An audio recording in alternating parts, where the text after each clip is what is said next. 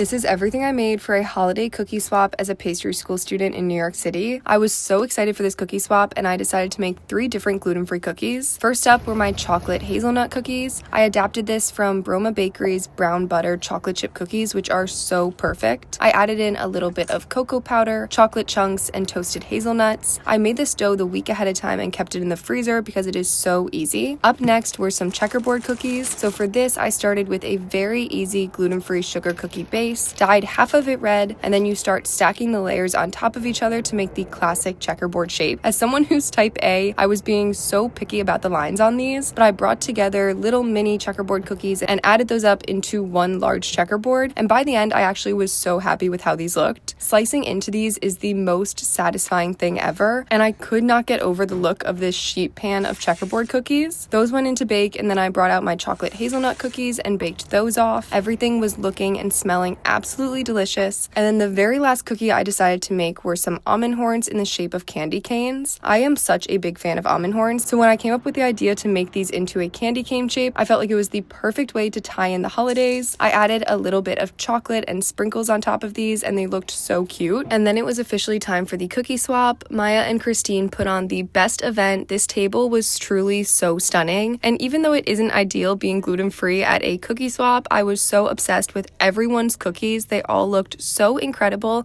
and it was such a fun time.